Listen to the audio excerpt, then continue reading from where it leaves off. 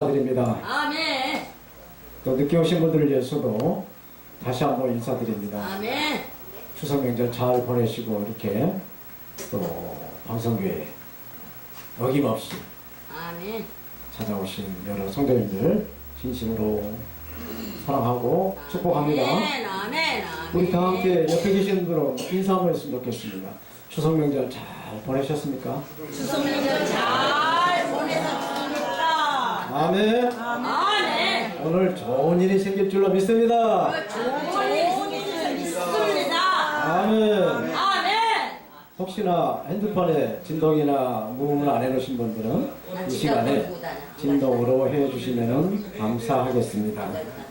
살아계신 아버지 하나님 감사합니다. 아멘. 하나님께서 특별히 이 시간 부족한 종을 다니시오시고 하나님의 말씀을 전할 수 있도록 은혜를 주신 하나님 감사합니다. 이 시간 종이 하나님의 말씀을 대언할 때 하나님의 성령으로 함께 하셔서 하나님의 말씀을 잘 전할 수 있도록 은총을 베풀어 주시옵소서. 모든 말씀을 살아계신 우리 주 예수님의 이름으로 기도합니다. 아멘. 오늘 본문의 말씀을 중심으로 너희가 믿을 때 성령을 받았느냐? 아멘. 예수를 믿을 때 성령을 받았느냐라는 제목으로 하나님의 말씀을 받도록 하겠습니다. 아멘. 오늘 본문의 말씀은 사도 바울이 이제 3차 선교로 이제 에베소로 와서 에베소 성도들에게 예수를 믿는데 어떻게 성령을 받았느냐라고 하는 묻고 있는 내용입니다.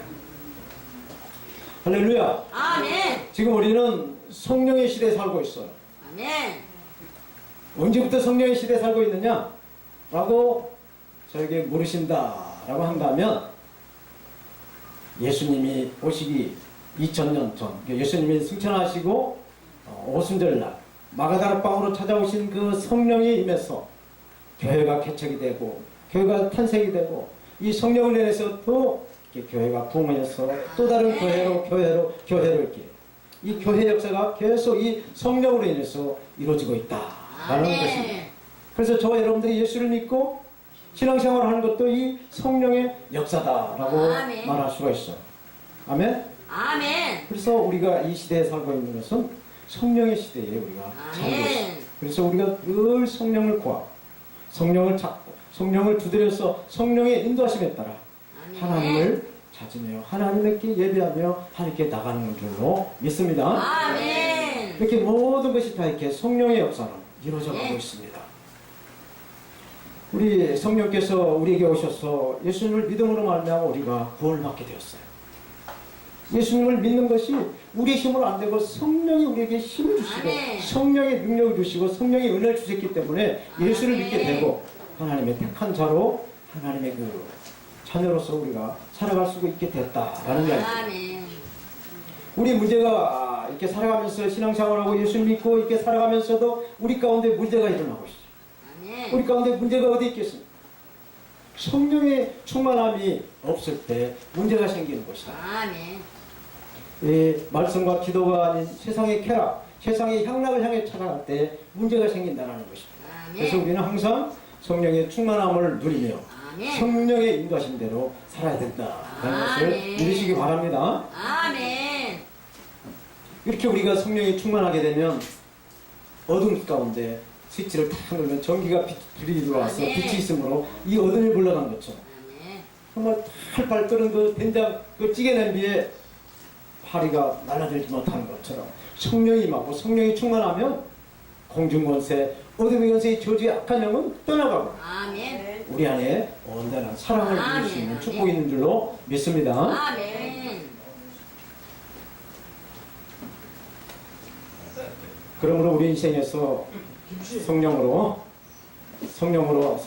이렇게 늘 충만한 삶을 살아야 될 줄로 믿습니다. 아멘. 사랑하시는 우리 방송교회 성도 여러분, 아멘. 우리가 신앙생활 하는데 어떠한 영적인 지도자를 만나느냐에 따라서 우리가 이 만남에 대한 대단한 중요함을 가지고 있습니다. 아멘. 성령이 충만한 사람을 만나느냐, 세상적으로 쾌락을 누리며 세상적인 욕구를 위해서 그런 살아가는 사람을 만나느냐, 그 결과는 대단한 차이점이 있다는 얘기. 우리 신앙생활도 마찬가지예요. 정말로 성령이 충만한 그러한 영적인 지도자를 만나느냐, 아멘. 아니면 그렇지 못하는 그 목사님을 만나느냐, 그 차이가 많이 있다는 것이죠. 네. 예를 들어서 복음주의 신학을 공부하고 복음주의 그 예수 그리스도의 그 십자가의 말씀을 전하는 이런 목사님을 만나게 되면은 아멘. 신본주의 신학으로, 신본주의 사람으로 살아갈 수가 있어요. 그러나 아멘. 자유주의 그 신앙에 물든, 자유주의 그 신학에 물드는 그러한 목회자를 만났을 때는 우리의 인본주의의 삶으로 살아가게 된다는 거예요. 아멘. 우리가 누구를 만나느냐, 아멘. 이 만남이 정말 중요한 줄로 압니다. 아멘. 오늘 본문의 에베소 교회는 이 아볼로에게 신앙의 지도를 받았어요.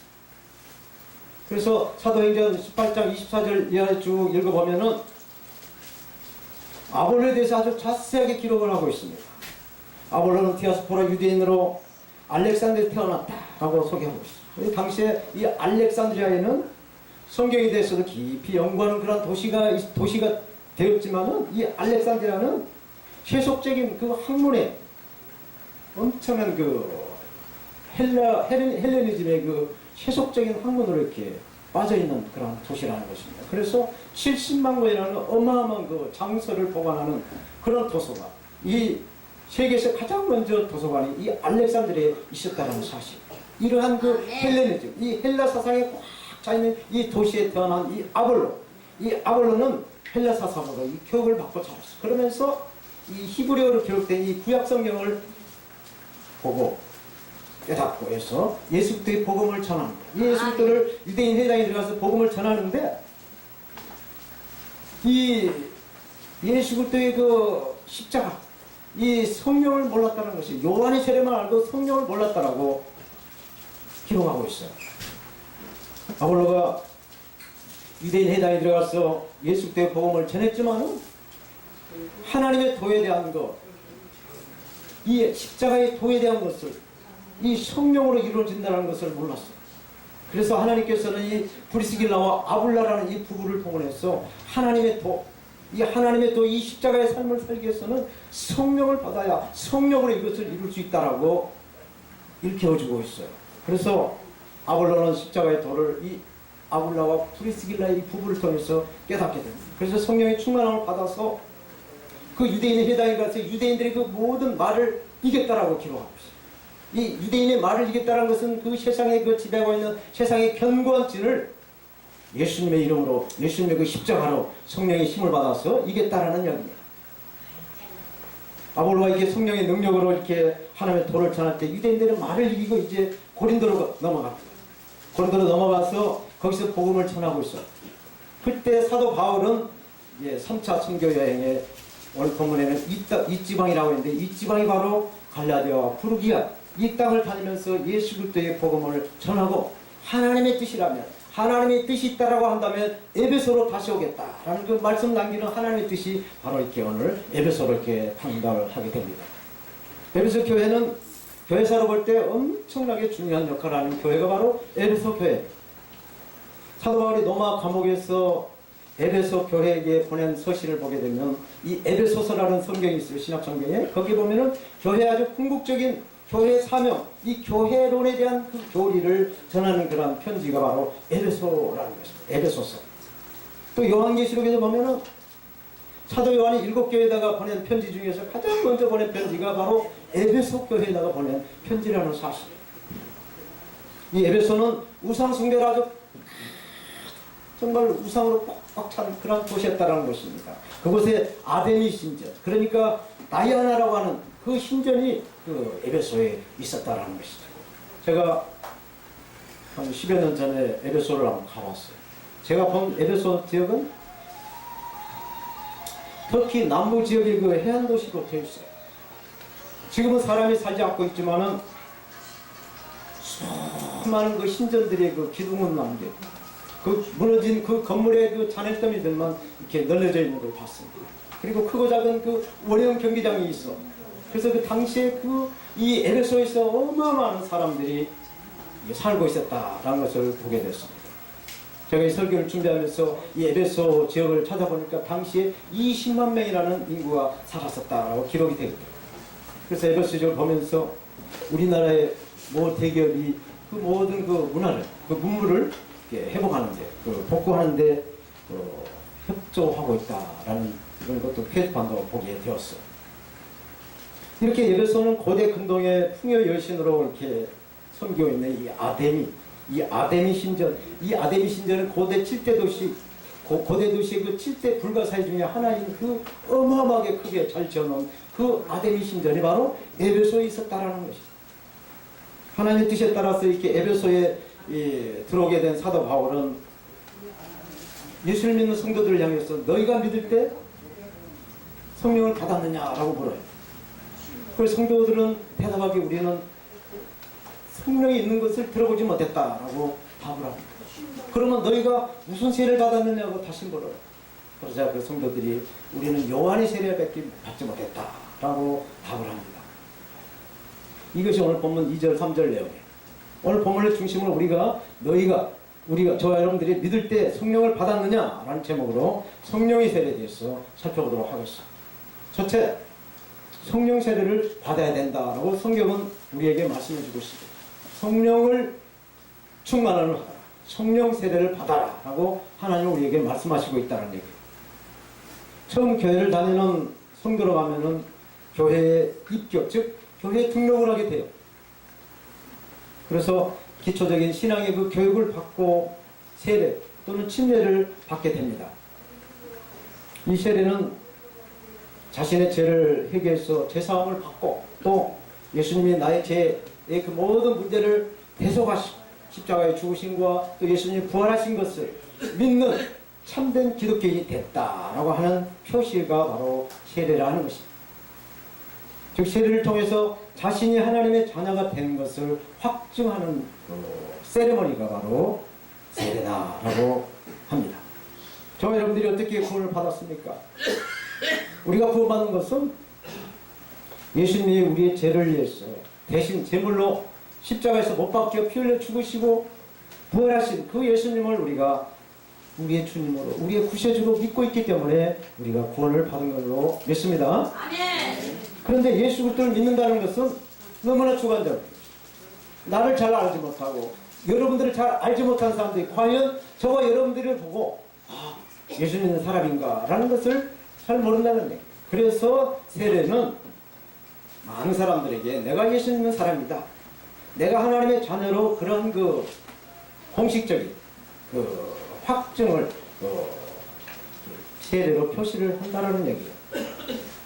예를 들어서 남녀가 결혼 때가 됐어 이제 그렇게 마음을 맞게 이렇게 사귀다가 혼인 신고를 하고 이렇게 합법적으로 이렇게 부부로 살아갈 수가 있어요. 그러나 많은 사람들을 초청해서 하객으로 불러서 결혼식을 해서 이렇게 이 부부가 정말로 온전한 부부가 됐다라는 것을 사람들이 알리는 것처럼 이러한 세례를 사람들이 알리는 그러한 그 표시다라고 이해를 하면 되겠습니다. 지금도 저 지리산 청학동에 가면은 예전에 조선시대 그 복장으로 이렇게 살아갑니다. 어르신들 잘 아시겠습니다만 예전에 남자들 결혼하는 모습을 볼 때 머리를 한 거 보고 하잖아요. 총각 때는 머리를 길게 댕기머리를 하고 다니다가 이렇게 결혼하게 되면 이제 머리를 상투머리를 해서 이 사람이 총각이구나, 이 사람이 결혼한 사람이구나 라는 것을 아는 것처럼 이 세례는 이 세례를 표를 통해서 우리가 예수를 믿는 사람이다 라는 그 표시를 한다라는 것입니다. 그런데 사도행전 1장 5절에 보면은 요한은 물로 세례를 베풀었으나 너희는 몇 날이 못되어 성령으로 세례를 받게 될 것이다 라고 말씀을 합니다. 세례는 세례 요한의 물세례와 예수님의 성령 세례가 있다 라고 말씀하고 있어요.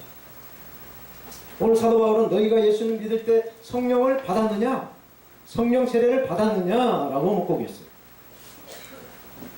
다시 말씀드리면 물세례를 받았을 때 물에 몸이 젖어 있는 것처럼 우리가 성령 세례를 받고 성령의 인도함을 따라 살고 있느냐, 성령이 함께 하느냐, 이것을 묻고 계십니다. 오늘 본문에 사도 바울이 너희가 믿을 때 성령을 받았느냐라고 왜 물었을까요? 왜 이것을 물었을까요? 이것은 대부분의 성도들이 물세례를 받는 것으로 그치고 있기 때문에 요한의 세례만 받고 그것으로 만족하기 때문에 묻고 있는 것이 아닌가 저는 생각이 들었습니다. 그러니까 이 능력 있는 그리스도인의 삶으로 살기 위해서는 우리가 하나님의 그 사명을 감당하기 위해서는 하나님께 쓰임을 받기 위해서는 정말로 성령의 충만함, 성령의 세례를 받아야 된다는 거예요. 물세를 받는다는 것은 구약의 그 할례와 같은 그러한 행위적인 것이랍니다. 물론 세례를 받는 건 정말 중요합니다. 우리가 예수 안 믿는 것도 정말 예수 믿는 것도 정말 기적적인 사건 중에 하나인데 예수 믿고 세례를 받는 건 정말 중요해요. 그러나 이 물세를 받음으로 세례 기원이 되었다는 것으로만 만족을 해서 주일만 이렇게 예배당에 찾아와서 하나님께 예배드리고 평일날은 하나님하고 동떨어진 나의 그 인본주의적인 내 생각대로 삶을 살아온 것이 하나님 것에게는 합당하지 않다. 그래서 성령세를 받아서 어딜 가든지 무슨 일을 하든지 포함되어 아멘. 하나님이 함께 하신다. 하나님이 나를 보고 있다라는 그러한 삶을 살아가는 것. 이것이 바로 성령의 충만, 성령의 세례다라는 것입니다. 아멘? 아멘. 네, 그러면 왜 물세례를 만족하지 말고 성령 세례를 받아야 할까? 이것은 성령을 받으라고 우리 주님께서 말씀하셨기 때문에 명령을 했기 때문에 우리는 그 명령을 듣기 위해서 우리는 성령의 충만함, 이 성령 세례를 받아야 될 줄로 믿습니다. 아멘. 예수님께서 부활하신 다음 40일 동안 십자가에서 우리 죄 때문에 죄 문제를 해결하시고 죽으시고 3일 만에 부활하셔서 40일 동안 제자들과 함께 계시다가 승천하시기 바로 직전에 이 말씀을 하셨어요. 너희는 예루살렘 떠나지 마라. 교회를 떠나지 마라. 그리고 내가 전에 일러준 아버지 그 약속하신 것을 기다려라. 요한은 물로 세례를 주었지만은 맨날 안 돼서 이제는 너희는 성령으로 세례를 받을 것이다 라고 말씀을 하고 승천을 하셨어요. 그리고 사도행전 1장 8절에 보면은 이렇게 성령이 임했어. 우리가 성령이 우리에게 임하시면 우리가 건너가 예루살렘과 유대와 사마리아와 땅끝까지 이르러 예수님의 증인이 될 것이다 라고 말씀을 해주고 있어요. 우리가 성령의 세례를 받아야 하는 이유는 예수님께서 명령을 했었기 때문에 우리는 그 약속의 말씀을 지켜서 하나님의 그 약속을 이루어가는 하나님의 그 약속의 응답을 받기 위해서 우리가 응하면 우리에게 또 축복이 임한다는 것을 축복을 누리기 위해서 우리가 성령을 충만하게 받아야 될 줄로 믿습니다. 아멘. 그런데 왜 우리는 성령 세례를 받아라 라는 주님의 명령에 관심이 별로 없어요? 왜 없을까요? 그것은 물 세례를 받을 때 이미 성령님이 우리에게 임했다라고 가르침을 받았기 때문에 그렇습니다. 보통 교회에서는 예수님을 주님으로 영접해서 이렇게 믿을 때 성령님이 임하신다. 그래서 예수님을 구세주, 주님으로 믿는 순간 성령이 임한다 라고 교회에서는 가르칩니다. 그런데 과연 물세를 받을 때 성령세를 받았다라고 생각할 수 없다는 얘기죠. 그래서 성령을 많이 강조하는 이 성경의 누가복음과 이 사도행전을 보게 되면은 성령 세례, 즉 성령의 충만을 받는 것은 이미 예수 그리스도를 믿는 자들이 예수 그리스도의 그 주님을 더 잘 섬기고 성령의 능력으로 하나님을 더 경외롭게 하나님의 그 놀라운 섬김을 잘 감당할 수 있기 위해서 우리가 성령의 충만함을 받아야 된다. 성령의 세례를 받아야 된다라고 가르치고 있어요. 다시 말씀드린 성령 세례는 성령의 충만함으로 하나님의 일을 감당하게 하신 것이다 라는 것입니다. 아멘? 아멘. 우리가 예수를 믿으면 성령께서 이미 우리 마음속에 들어오심으로 우리는 하나님의 성전이 되어 있어요. 그러나 우리 안에 내주하시는 이 성령만으로는 우리가 하나님의 일을 감당할 수가 없다는 거예요. 우리 안에 있는 성령으로만은 우리가 하나님의 일을 온전히 감당할 수가 없다는 것이죠. 그래서 성령이 우리를 장악하게 성령이 우리를 완전히 통치하시기에 우리가 성령님께 포로가 되었어요. 우리 속에 있는 나를 죽이고 다 떨어뜨리고 내 안에 있는 성령만 일할 수 있도록 우리를 비워가는 이것이 성령의 충만함이다 라는 것입니다. 믿어지십니까? 아무튼 우리가 예수님을 주님으로 영접을 해서 우리에게 내주하시던 성령의 충만함을 뜻하는 이 성령 세례를 받아야 하는 것은 우리 주 예수님께서 우리에게 명령하셨기 때문에 우리는 항상 성령의 충만함을 받아야 될 줄로 믿습니다. 아멘. 두 번째로, 그러면 어떻게 우리가 성령의 충만함을 받을 수 있을까요? 아멘. 어떻게 고양이 목에다가 방울을 달 수 있을까요? 성령 세례를 받으려면 우리의 생각을 바꿔야, 성령을 충만하게 받으려면 생각을 바꿔야 된다는 얘기예요. 물세를 받는 것으로는 주님의 뜻을 이룰 수가 없다 라고 하는 생각의 변화를 가져야만이 성령의 세례, 성령의 충만함을 받을 수 있다는 것입니다. 오늘 본문에 에베소 교회 제자들이 성령을 받을 수 있었던 것은 너희가 믿을 때 성령을 받았느냐라고 물었을 때 마음을 바꿨어요. 우리가 세례, 요한의 그 세례로서는 주님의 일을 감당할 수 없다라는 사도가 우리 그 깨우침에 성령을 받으려고 마음을 바꿨기 때문에 그 에베소 성도들이 성령을 받았다라는 사실입니다. 왜 그렇습니까?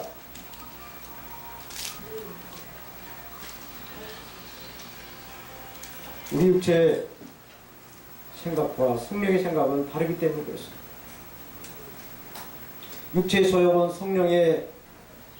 성령을 거스리고 성령의 소욕은 또 육체를 거스리니 이 둘이가 서로 대적을 해서 너희가 원하는 것을 이루지 못하게 한다라고 갈라디아서 1장 17절은 말씀하고 있어요. 그러니까 우리 생각과 성령이 이끌어가는 것들은 반대라는 거예요. 그래서 하나 될 수가 없다. 그래서 우리를 죽이고 우리를 계속 비워가고 나 속에 나를 다 비워가고 내 안에 있는 임마누엘 성령을 계속 키워서 성령의 충만함을 받아야 된다는 것입니다. 그러면 우리 생각을 죽이지 않으면은 이 성령의 충만함을 받을 수가 없다라는 것입니다. 사도 바울은 그래서 날마다 자기를 죽이고 이 성령의 충만함을 받고 성령의 인도함을 따라서 하나님의 일을 감당했던 것입니다. 아멘. 왜 의사가 수술을 할 때 이 환자에게 마취를 하고 수술을 합니다. 이 마취를 하지 않으면 의사가 마음대로 이 환자에게 수술을 할 수 없기 때문에 그렇습니다.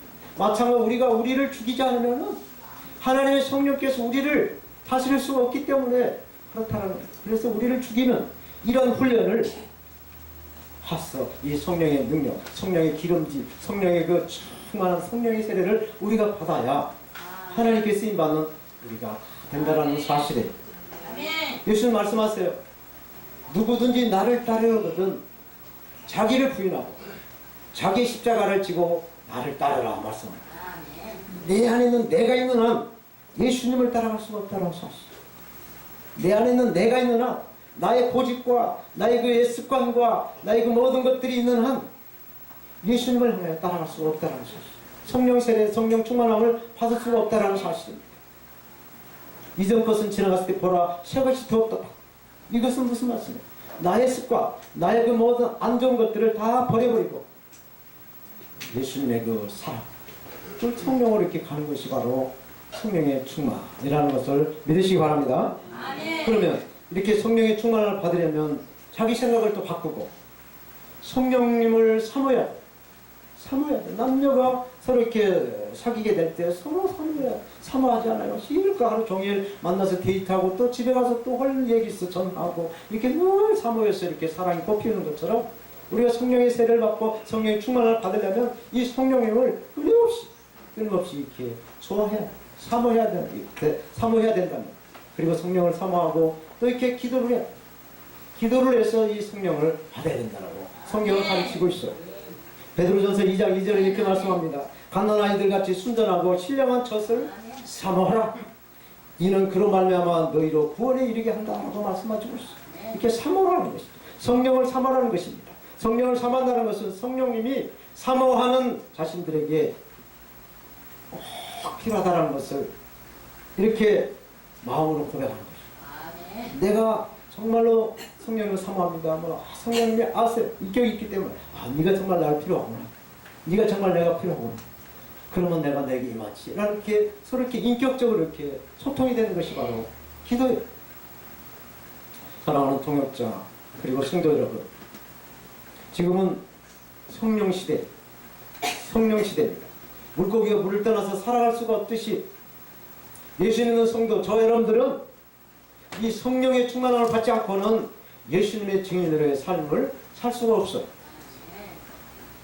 성경은 여러 곳에서 기도를 통해서 성령의 충만함을 받으라고 말씀하고 있어요. 예수님께서 마태복음 6장에서 기도하는 방법을 가르쳤어요. 그래서 마태복음 6장에 주 기도문이 나와요. 그리고 나서 7장에 넘어가서 구하라, 찾아라, 두드려라 라고 이렇게 계속 기도를 강조하십니다. 그러면 좋은 것을 주실 것이라고 말씀해요. 그래서 좋은 것을 구하고 좋은 것을 찾고 좋은 것을 두드려라.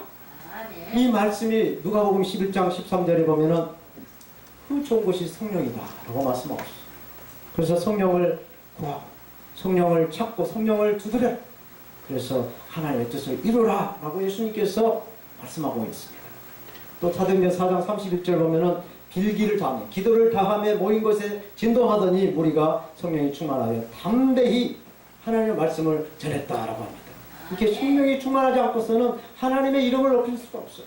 이렇게 찬양사역자들 찬양을 정말 힘있게 담대하게 할 수가 없다는 거예요. 다 성령의 이 힘으로, 성령의 그 권능으로 하나님의 이름을 이렇게 찬양하면서 영광이 되는 것이죠. 여러분들 성령이 임했기 때문에 오늘 또 어김없이 날씨가 더운데도 불구하고 이렇게 우리 방송국에 찾아와서 이 예배당을 꽉꽉 채워주신 줄로 믿습니다. 아멘. 아멘. 이 믿음 계속 간직했어.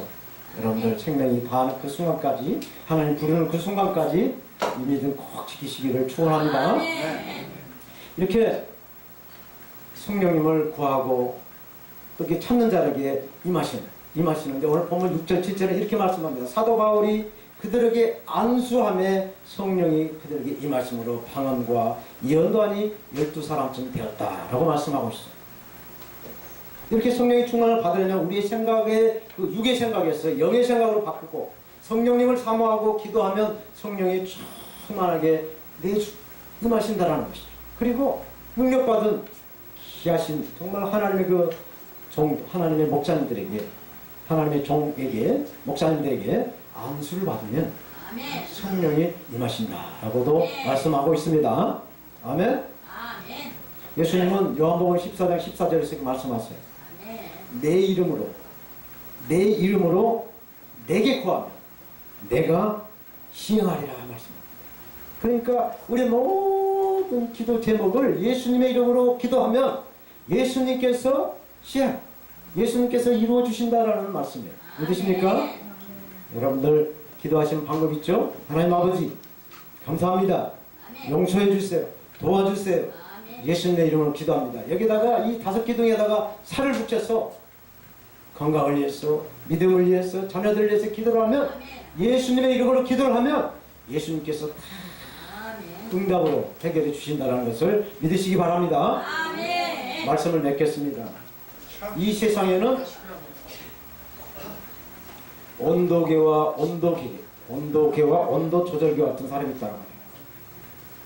오늘같이 날씨가 더우면 온도계 순주가 올라가요. 또 날씨가 추우면 순주가 이렇게 떨어져요.